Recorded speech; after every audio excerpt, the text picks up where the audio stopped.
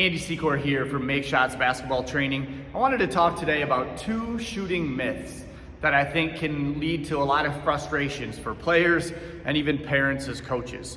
By dispelling these myths, it'll allow players to instead focus on the real areas and real challenges that they'll be able to counter with some specific drills or even just some specific knowledge to improve their shooting. So the first shooting myth is the elbow is out too far.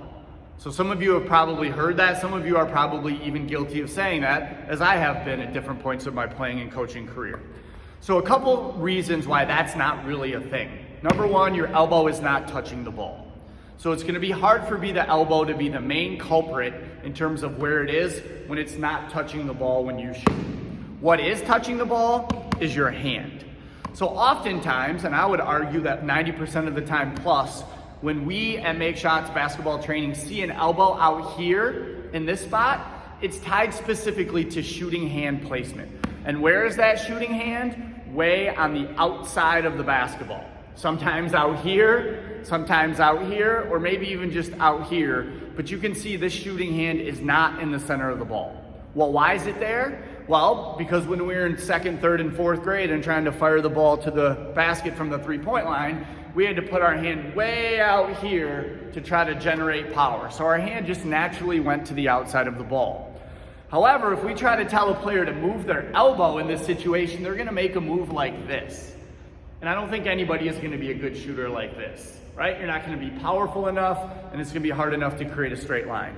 So instead, if you're someone that has their elbow way out here as they shoot, simply take your shooting hand, find the valve of the basketball, put your index finger on the valve, spread your fingers out wide, and now what do you notice about my elbow slot? It's right where it's supposed to be. Did I move my elbow? I would argue I didn't. I would argue I just moved my hand. So I took my hand, which was here on the outside of the ball, I simply indexed the ball, and now I have the elbow in the proper slot. So if you're someone that has an issue with your elbow, likely traces back to hand placement. Number 2 shooting myth, the power in my shot comes from my legs. That's not true, again, for a variety of reasons. One in which being when I go to shoot the ball is gonna move about this far over the course of my shot, okay? My legs are gonna move this far to this far in terms of jumping or how far my hips are gonna move. So if I wanna be powerful as a shooter, it's very, very unlikely that using more legs is gonna be the way to do that. Sometime I have about 15 quick illustrations that show and prove people that we really can create way more power in different ways rather than just using our legs. Those of you that have been to camps and clinics before have seen a lot of them.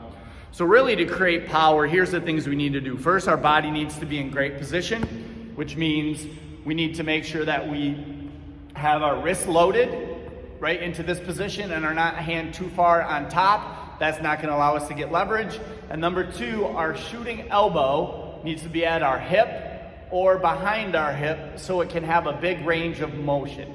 This movement here creates significantly more power than anything you're gonna do with your lower body. So to create power, you have to get in a really good, solid, strong 1 position. Second, the ball has to move straight. So if I move it backwards, I'm losing power. If I pull it backwards, I'm losing power because I'm generating negative energy away from me. So the ball needs to move straight. The ball needs to move first. So ball moves first, and then my lower body connects. That's where your legs do matter. Your legs need to be connecting at the time where your elbow starts to lift, not before and not after. So I got a loaded number 1 position. I gotta make sure that the ball is moving first. I gotta make sure the ball is moving straight. Next, I gotta make sure the ball doesn't stop. So any stop or pause, I'm gonna lose power. Sometimes you hear people talking about 1 motion, 2 motion, fluid, none of that really matters to me. It's does the ball stop or does the ball not stop? I think it can be that simple. And then last, the ball has to move fast. So I have to be able to move the ball quickly to generate power. So those are just 2 shooting myths, 1 about your elbow, 1 about where power is really created. Hopefully those help you. If you got more questions or info on those, or want more info on those, feel free to reach out to me.